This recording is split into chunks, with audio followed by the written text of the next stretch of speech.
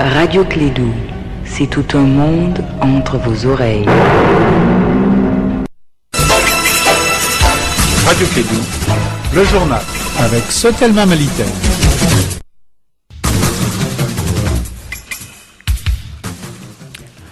Il est 13h, bonjour et bienvenue à cette édition de Clédou Info. Présentation Oumoudambélé.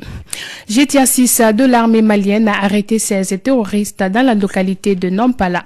Les pourparlers inter-maliens vont reprendre le 11 février prochain. C'est le souhait des médiateurs au Mali. Une table ronde a été organisée par le gouvernement dans ce sens. Amadou Cham est le nouveau président de l'ADP Maliba. Il a été élu lors du premier congrès de ce parti tenu ce week-end. La Fondation Clédou a procédé le samedi dernier à une remise de dons d'une valeur de plus de 11 millions de francs CFA à 2 orphelinats.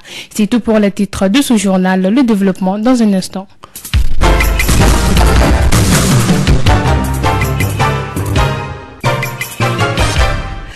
Le GTA 6 de l'armée malienne basé à Ségou a arrêté 16 terroristes qui ont été remis à la gendarmerie pour les besoins de l'enquête. Ces terroristes ont été arrêtés dans la commune de Nampala. Ils étaient en complicité avec des populations dont l'imam d'un village de Nampala. Écoutons respectivement le commandant Boubou Bokoum, chef du groupement de Nampala, et le colonel-major Takni Aga Intikan, commandant de la région militaire de Ségou. La patrouille du GTA 6 avait comme objectif le village de Tilikroa, situé environ à une cinquantaine de kilomètres de Nampala. Les informations qui nous parvenaient disaient que l'imam de ce village avait une complicité établie dans le banditisme qui sévit dans la localité de Nampalari. Suite à la perquisition, nous avons récupéré un certain nombre de matériel de guerre, des tenues de combat, des cartouchères, un nombre important de téléphones portables. C'est ce que j'ai demandé à la population malienne et toutes les autorités maliennes. Ils ne prennent pas l'amalgame entre les Peuls et les autres ethnies. Toutes les ethnies, il y a des malefacteurs dedans.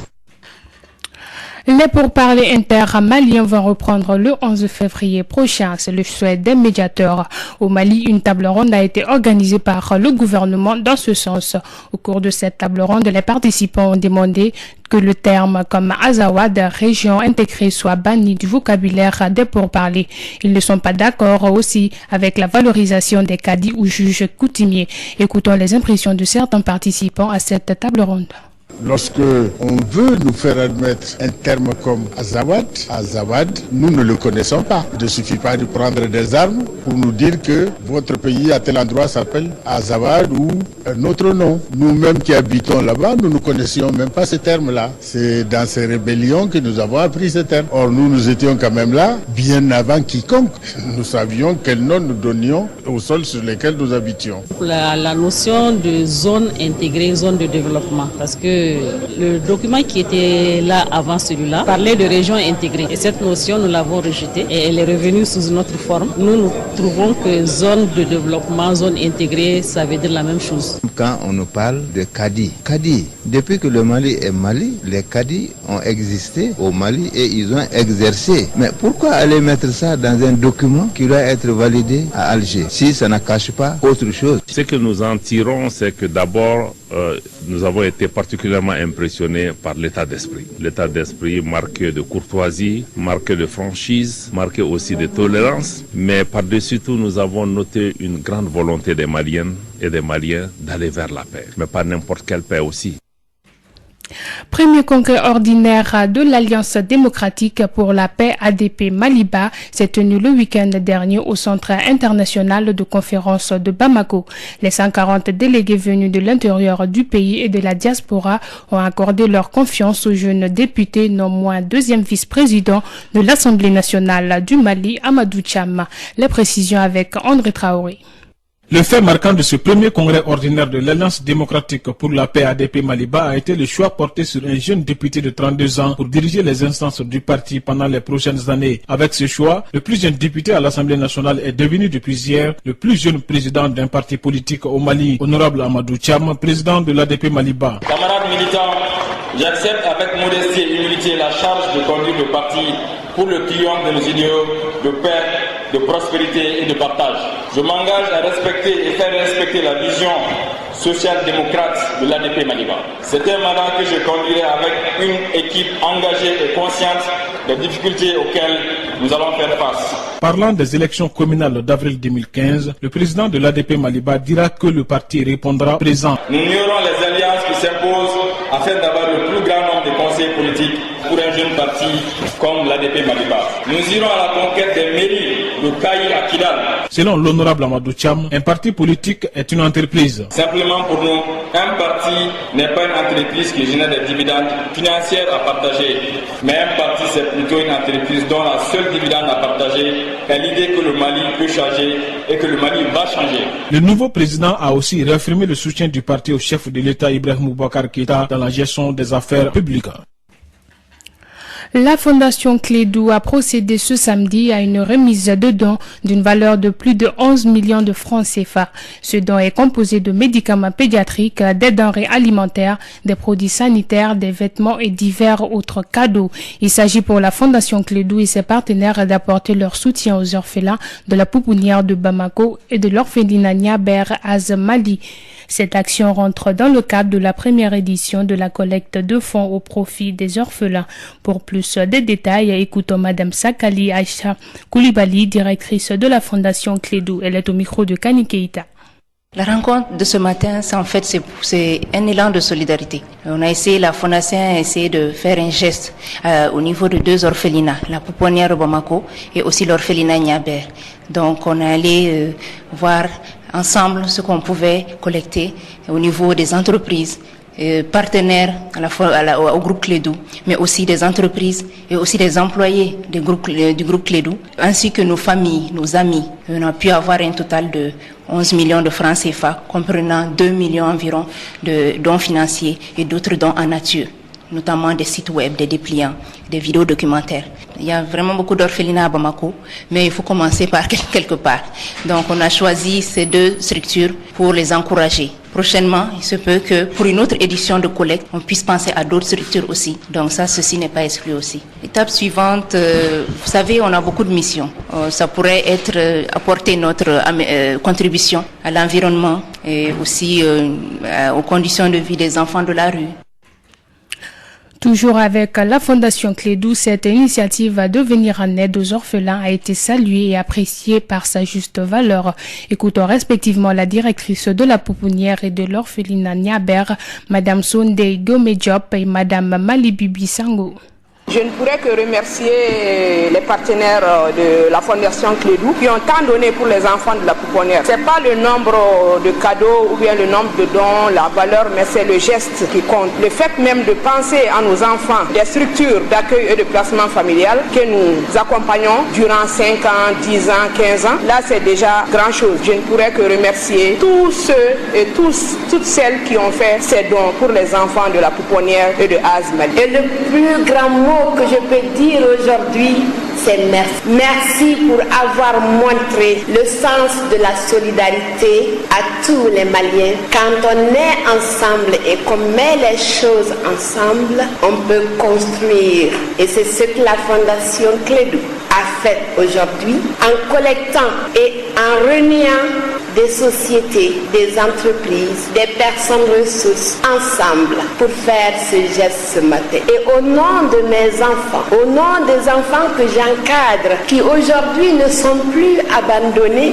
nous serions ensemble, Inch'Allah, dans un Mali qui ne sera plus divisé, nous l'espérons. La première étape de la 4e édition de la caravane Tous et Chacun dans le cercle de Kolokani a été dans les communes rurales de Yélékébougou et Tioribougou. Les visites ont concerné les réalisations faites par l'ONG WaterAid dans ces localités de Kolokani. Plusieurs constats ont été faits par les caravaniers lors de leur passage dans la commune de Yélékébougou. Une seule moto sert à 17 villages lors des campagnes de vaccination des enfants. Le point avec notre envoyé spécial dans la caravane, Fanta Diakité. Les habitants de la commune rurale de Yélékébougou ont accueilli les caravaniers sous les sons de tambours et de flûtes traditionnelles. Après les Salamalek, place à la visite du CESCOM et les latrines. Le CESCOM de la commune rurale, comme tant d'autres à travers le pays, est confronté à d'énormes difficultés d'hygiène et d'assainissement.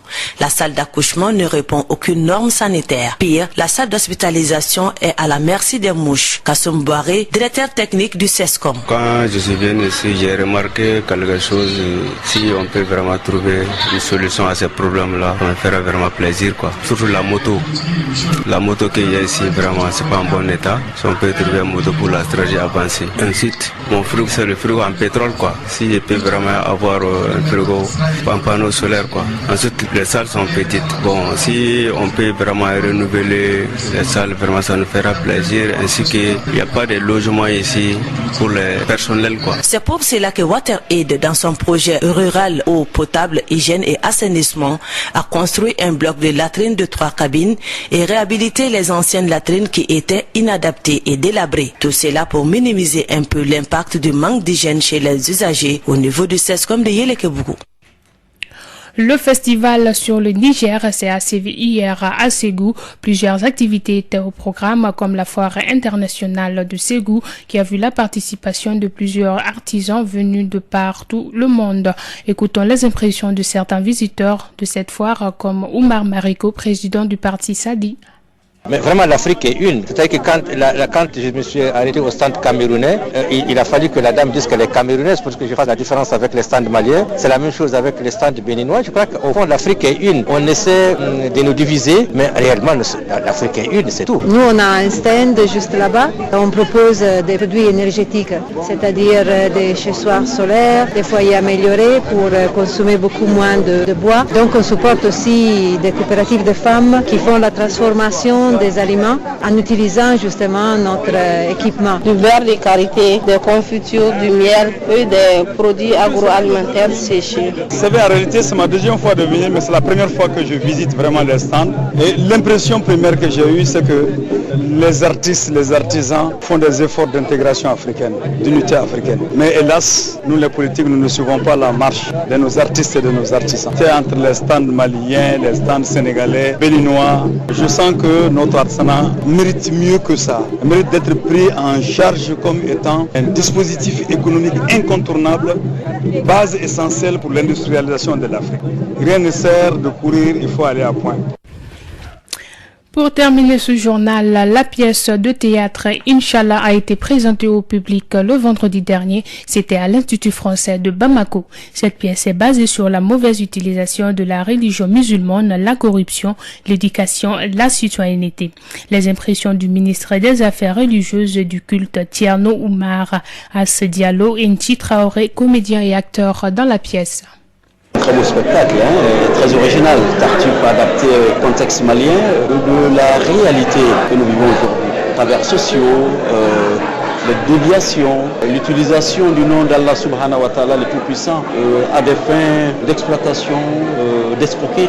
Mais au-delà de ça, vous avez vu le discours de Clément. Ce qui importe, c'est l'homme dans sa foi, dans sa dimension, être correct envers son Seigneur. Et qu'au-delà, le Dieu est un Dieu d'amour pluriel qui a voulu que nous soyons pluriels sur terre et que donc par-delà, nous devrions nous respecter dans nos différences. Et ça, cela était très superbe. C'est le collectif, après les termes de référence qu'il nous a donné. Là, on a brossé un scénario qui va avec Tartuffe de Molière. Donc on s'est référé de la situation de ce pays pour faire ce spectacle. En fait, c'est un peu difficile à comprendre. Le message, c'est derrière ce qu'on a. Les gens pensent que on peut réussir sans travailler avec ceux qui nous disent les charlatans, les marabouts, les féticheurs, alors que rien ne vaut la sueur du front. Travailler et va réussir dans la vie. Merci de rester en compagnie des programmes de la radio Clédou. C'était le journal de 13h qui vous a été présenté par Oumou Dambélé, mise en onde à Boutouré. Merci.